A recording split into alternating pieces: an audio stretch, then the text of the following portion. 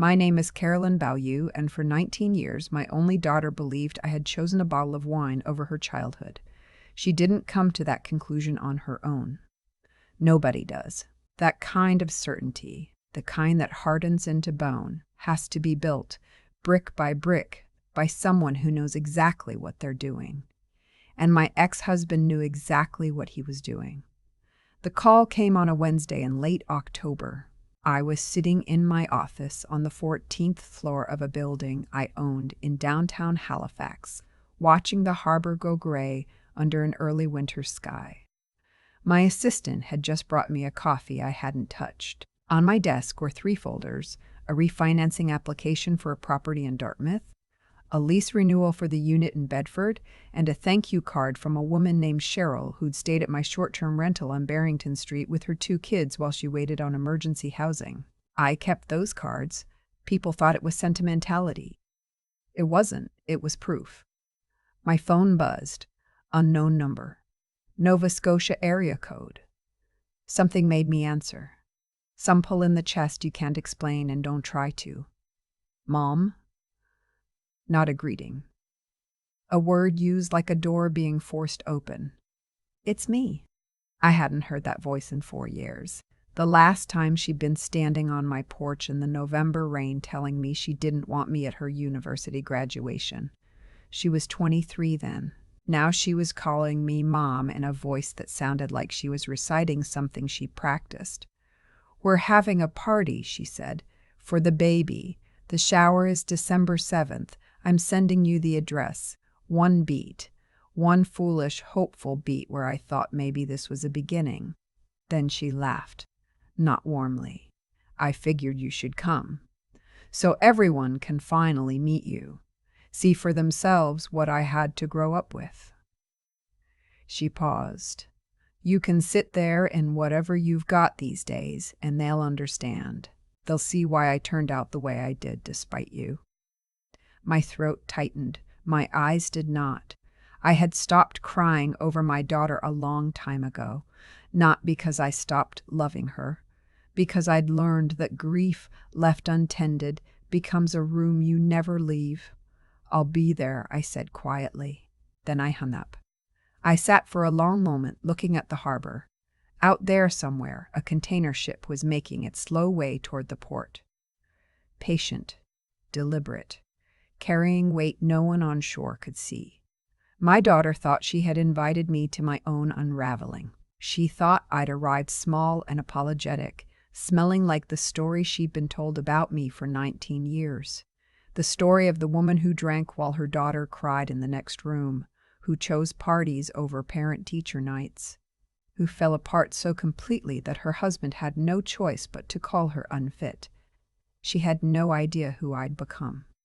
But to understand why she believed it, why her voice carried that particular flavor of contempt, I have to go back to when I was just Carolyn, 31 years old, working as a registered nurse at the QE2 in Halifax, living in a semi-detached in Clayton Park with a husband I thought was the steady kind. I met my ex-husband when I was 28. He was the kind of man who seemed good at everything. Organized, calm, respected by the people around him. He coached minor hockey. He remembered everyone's birthday. He made me feel, for the first time in my life, like I was the one who'd been chosen, not the one left behind. We got married in a small ceremony in Lunenburg. His mother sat at the head table and smiled at me with her lips only. Our daughter was born 18 months later. When she was placed in my arms, I made her a promise I didn't say out loud. I promised her I would be the kind of mother I hadn't had. The staying kind. For the first 7 years, I kept that promise. I worked overnight shifts so I could be home when she got off the school bus. I coached her soccer team for 2 seasons, even though I knew nothing about soccer. I packed her lunch with little notes, a habit I picked up from a coworker who did it for her kids.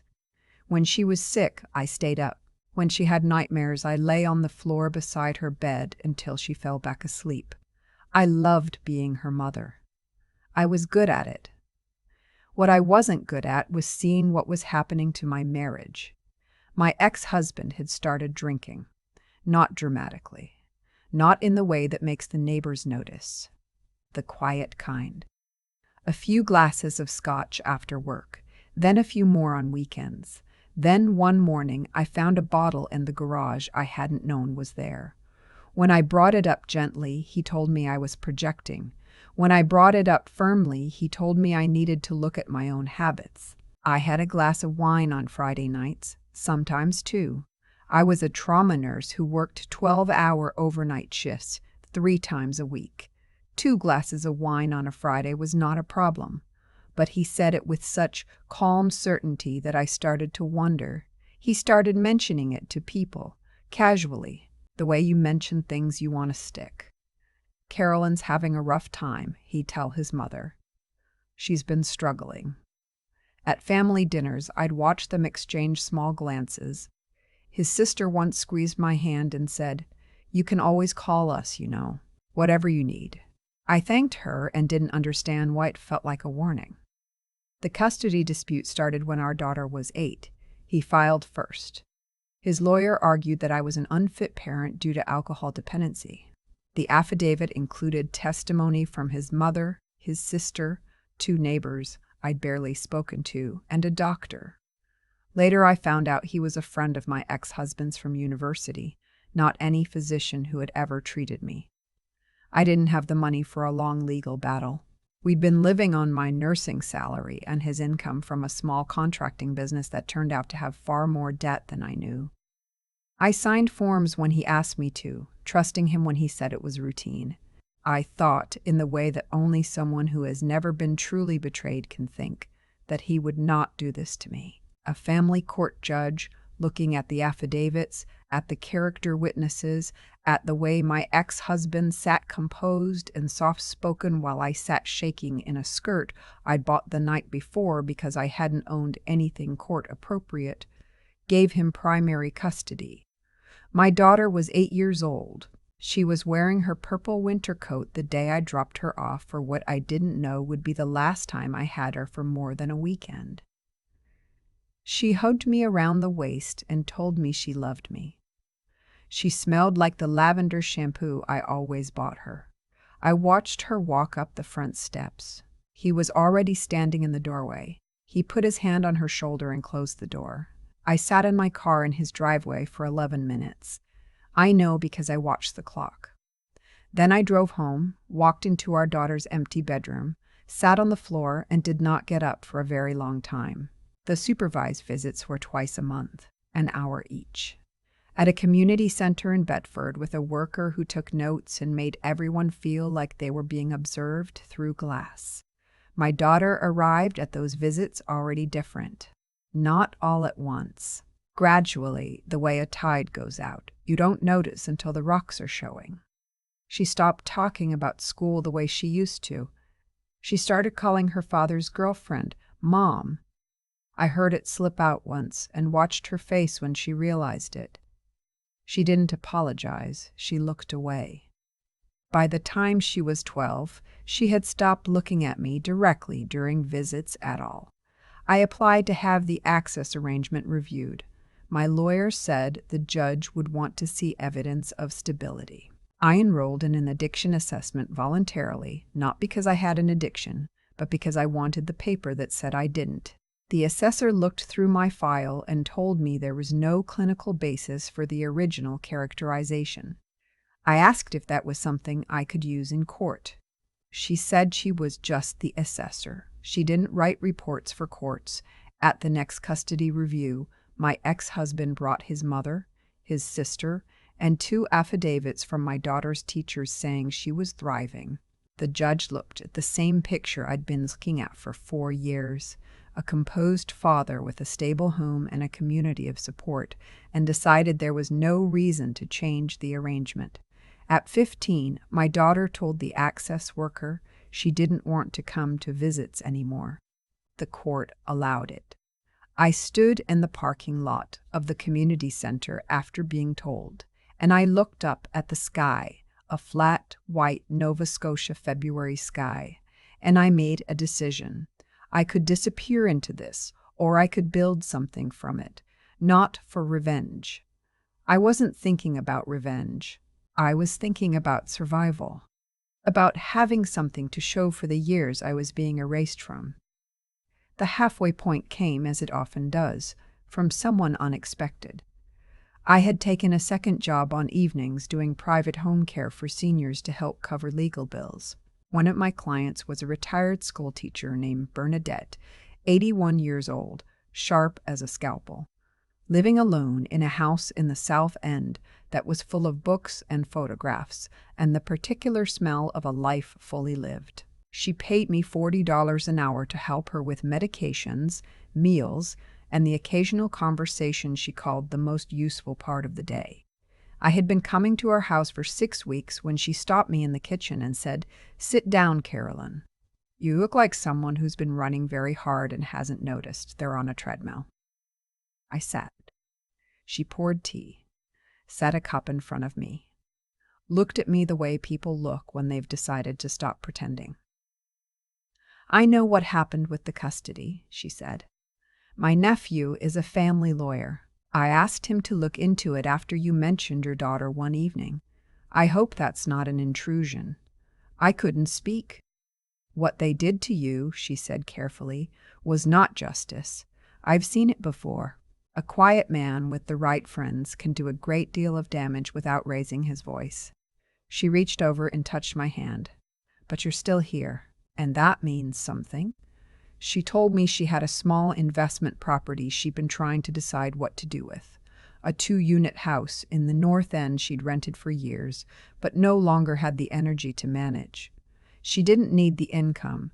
She wanted someone she trusted to make use of it. She offered to transfer it to me at below market value, with a payment plan I could manage on a nurse's salary, in exchange for continuing to be her caregiver. "Don't thank me," she said, before I could speak. "Just don't waste it." I didn't. Bernadette died on a Tuesday morning in March, 19 months after that conversation. Peaceful. In her own bed. She had already signed the property over to me, with a letter that said simply, "You understand what it means to be overlooked. Use that." I stood at her graveside, a small gathering, a few former students, a minister who had known her for decades, and made her a promise I didn't say out loud. That night, I spread everything I knew about real estate across my kitchen table. I studied the North End property, understood what it was worth if properly managed, and listed the upper unit on a short-term rental platform at a price that undercut every comparable in the neighborhood by 20%. I needed reviews before I needed profit. The first booking was a couple from Ontario driving through to Cape Breton. They left 5 stars and a note about the clean towels. I kept that note. Within 4 months, I was generating $1,800 a month from that one unit. I did not spend it on myself. I used it to leverage a second purchase, a small bungalow in Dartmouth that had been sitting on the market for 9 months because of a damaged foundation and a seller who just wanted it gone. I bought it for $84,000. I fixed the foundation myself, or rather I hired a structural engineer to assess it, watched every step of the repair, and learned things about load-bearing walls and moisture barriers and concrete that nurses are not typically required to know. I repainted, replaced the fixtures, listed it on the same platform, this time at market rate because I had the reviews to justify it. Within 18 months, I had 3 properties. Within 3 years, 7. I hired a property manager to handle the operational side when the nursing shifts and the portfolio both became too much to manage alone. I chose carefully a woman named Georgia who had managed commercial properties in Moncton and understood that small landlords with good ethics were rarer than people assumed. By the time my daughter called me on that October Wednesday, I owned 14 properties across Nova Scotia. My gross rental revenue for the previous fiscal year had been just over $600,000. I still drove a 2019 Subaru Forester. I still bought most of my clothes at secondhand shops because I genuinely preferred them. I lived in a modest unit in one of my own buildings on the peninsula, which most people assumed I rented from someone else. Power is most dangerous when it's invisible. I had learned that. But no amount of property made the ache of my daughter smaller. Every lease I signed, every 5-star review, I thought, does she know?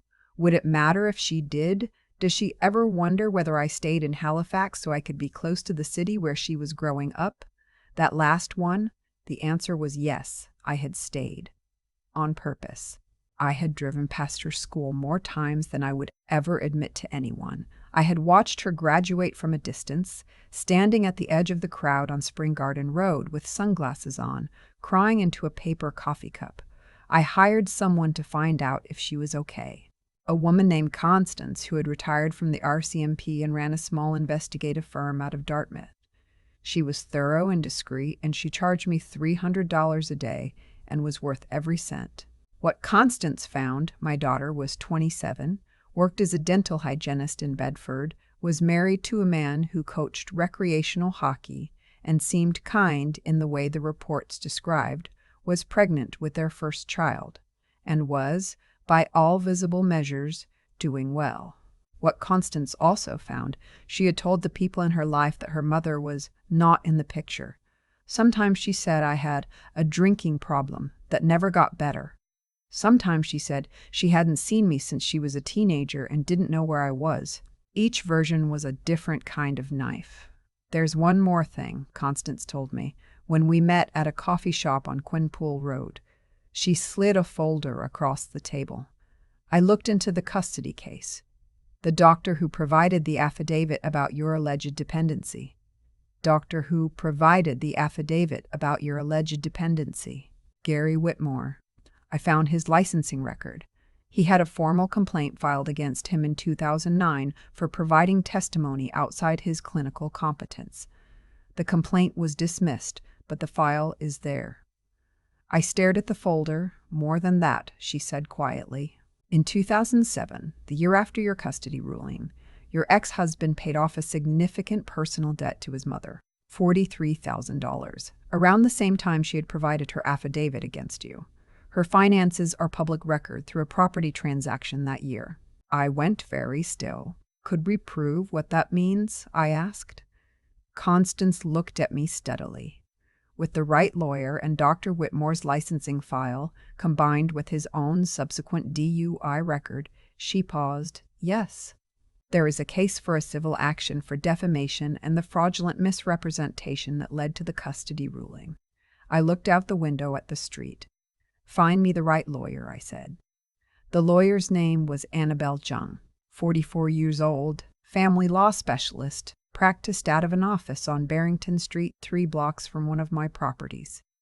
She reviewed everything Constance had given her, reviewed the original custody affidavits, and leaned back in her chair.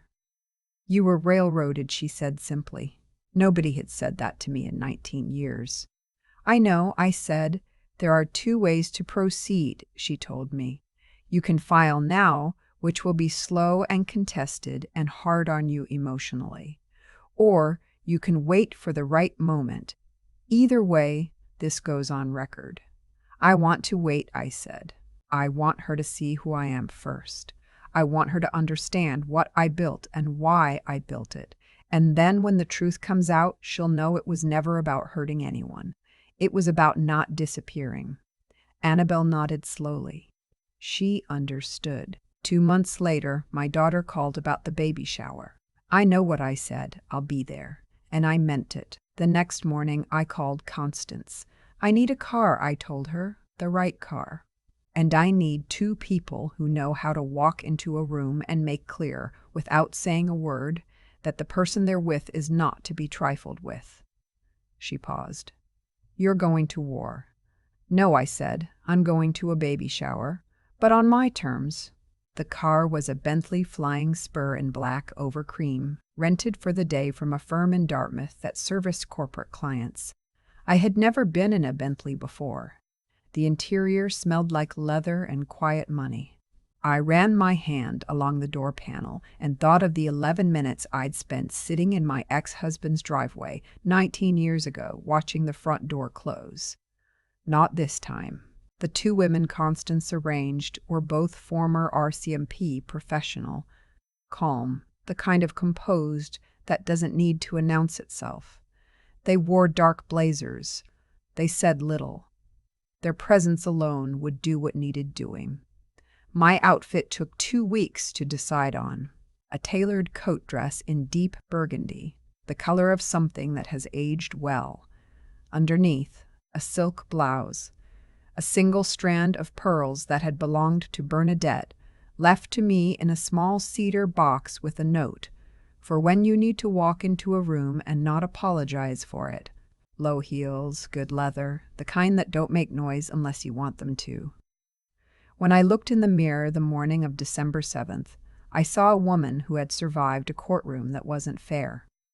19 years of silence, and a daughter who thought her mother was a cautionary tale. I saw someone who was no longer hiding. The baby shower was held at a reception hall in Bedford, a rented event space with pale pink decorations and circular tables and a gift table already loaded with packages wrapped in tissue and ribbon. My daughter's mother-in-law had organized it. There were perhaps 40 guests. I arrived in the Bentley at 2:15 in the afternoon, during the social hour before the formal events. The car announced itself before I did. I heard someone outside say, "Is that a Bentley?" Another voice, "Who rents a Bentley for a baby shower?" The 2 former RCMP officers stepped out first. Then one of them opened my door. I stepped out. The November air was cold and clean. My heels found the pavement. I stood at my full height, pearls catching the pale winter light, coat dress pressed and perfect, and I walked toward the entrance with the measured confidence of someone who has absolutely nothing to prove to anyone in this room and knows it. Inside, the room slowed. I watched it happen.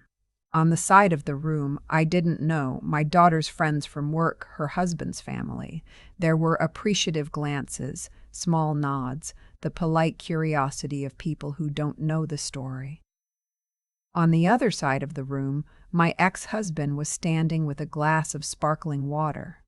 His face went through 4 expressions in 3 seconds. The color drained from him so thoroughly his lips went gray. His mother was near the gift table. Her hand went to her collar. She sat down without meaning to. My daughter was standing near the dessert station with her husband, laughing at something someone had just said. She turned at the change in atmosphere, the slight hush that passed through the room like a current, and saw the Bentley through the window first, then the 2 women, then me. She did not collapse. She was stronger than that. But I watched the certainty leave her face, replaced by something she had no word for yet. I didn't go to her first. I went to her husband. He was a tall, open-faced man in his early 30s, with the look of someone who had been raised to be decent and had stuck with it. I extended my hand. "I'm Carolyn," I said, "the baby's grandmother. Congratulations on your growing family." His handshake was warm and confused. "Thank you. I'm sorry. I didn't know you were. I'm sure there's a great deal you weren't told," I said gently. "That's all right. You'll hear the full version eventually." Behind me, I heard my ex-husband's voice, too loud, already off balance. "What is she doing here?" I turned. He was standing 6 feet away. 19 years had done what 19 years do. He was heavier, grayer, the particular softness of someone who had been comfortable for too long. Beside him, his mother had risen from her chair, her chin lifted the way people lift their chins when they're frightened. "She was invited," my daughter's husband said mildly, before I could answer. My daughter stepped forward. "What are you doing here?" she asked. Not angry, not yet. Something more complicated. "I invited you so that I wanted people to see. I know why you invited me," I said. Her husband touched her arm. "Babe, maybe we should—" "No," she said, and I heard it. The version of her voice that wasn't rehearsed. The one underneath. "No, I want to know. Why is there a Bentley outside? Who are those women?" I looked at her for a long moment. "Can I sit with you?" I asked. "Not to fight, just to talk." She hesitated long enough for her mother-in-law to step in and gently suggest they use the small side room. The formal shower would wait 20 minutes. In that room, 4 chairs, a folding table, a window looking out at the parking lot, and the Bentley sitting there like a quiet question. I sat across from my daughter and her husband, and I told her the truth. Not all of it. Not yet. I started with what I knew she could hear. I told her about the custody affidavit, about Dr. Gary Whitmore, who had never treated me, who had provided a medical opinion he was not qualified to give, who had a formal complaint on his licensing record to prove it. I put a folder on the table. I told her that her grandmother, her father's mother, had paid off a $43,000 debt in the same year she signed a legal document describing me as unfit. I told her that I had hired a family lawyer who had reviewed the original case and found grounds for a civil action. I told her about the 234 letters I had sent her over 19 years. I had kept copies of every one. I slid that folder across the table, too. She stared at it. "I thought you didn't try to contact me," she said. Her voice was very small. "I tried for 12 years, I said. After you turned 21, I stopped, because you had the right to choose. But before that, I tried." Her husband picked up the folder, set it down, picked it up again. "Why didn't you fight harder in court?" my daughter asked. And it wasn't an accusation. Not entirely. It was a genuine question, the kind that comes from someone who has been carrying a version of events for so long they're afraid to let it go. "I didn't have money for a long legal battle," I said. "Your father knew that. By the time I had enough to revisit it, you were 15 and had said you didn't want visits. I didn't want to put you through a court process to satisfy my own need to be in the room." I paused. "I thought you'd be happier if I stayed at the edge." I was wrong. My daughter's hands were folded on the table. She was looking at them. "I built something," I told her. "Not to impress you, not to prove anything to your father. Because I needed to matter. Because the only thing I could control was what I made of the years they took from me." I listed it simply, without drama: 14 properties, $600,000 in annual revenue. A small charitable program I had started the previous year that provided temporary housing for single mothers navigating family court. I named it Bernadette's. She would have hated that and loved it. My daughter looked up. "The scholarship," she said, "for my dental hygiene program. It was anonymous. $2,200 the year I started." I said nothing. Her eyes filled. "That was you."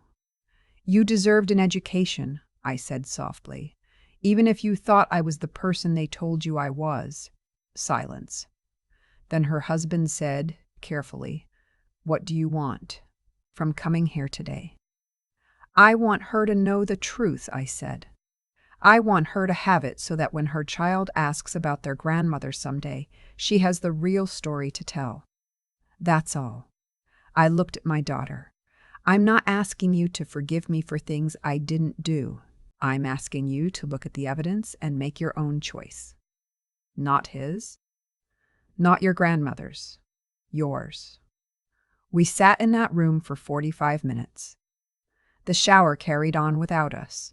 Someone brought us each a small plate of sandwiches that we didn't eat. When we came back into the main room, things were different. You could feel it. My ex-husband had moved to the far side of the room and was talking with focused intensity to someone who wasn't listening to him. His mother was seated near the door in a chair she seemed to have chosen for its proximity to the exit. My daughter did not stand beside them. She stood with her husband, one hand resting on her stomach, and she caught my eye across the room and held it for exactly 3 seconds. It was not forgiveness, it was not reunion, it was something smaller and therefore more real: acknowledgement. I didn't stay for the gift opening. I didn't need to. At the door, my daughter followed me out. Just us. No one else, and the cold December air with the Bentley still at the curb, and the sky doing what Nova Scotia skies do in winter, turning everything silver and quiet. "I'm not ready," she said. "I don't know what I am yet. I need to look through those folders. I need to talk to some people. I need to think." "I know," I said. "I'm not saying yes," she said, "to anything. I'm just saying not yet."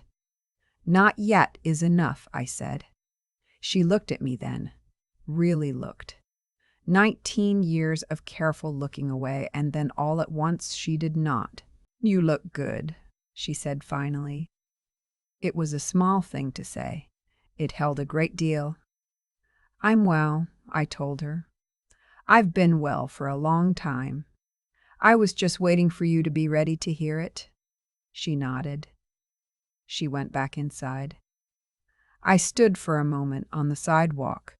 Cold air, harbor somewhere behind the rooftops, the Bentley waiting. Then I got in the back seat, and the driver pulled away smoothly, and I looked out the window at the city I had never left, and I let myself feel, for the first time in 19 years, something I had almost forgotten the name of: hope. The email arrived 6 weeks later. No greeting. No explanation. I'd been reading through the folders. All of them. I spoke to Annabelle Chung. She confirmed everything. I also spoke to Dad. He didn't deny as much as I expected him to. I don't know what that means yet. I'm not ready to say I was wrong. I'm not ready to say you were right. But I'm willing to start from the beginning if you are. The baby is due in March. I thought you should know. Her name is going to be Bernadette. I sat in my office in a building I owned, on the 14th floor, looking at the Halifax harbor going dark under a winter evening, and I put my face in my hands and wept, not from pain, but from the particular relief of something you have held for 19 years finally setting itself down. On my desk in a small cedar box were Bernadette's pearls. "We did it," I whispered. "We stayed."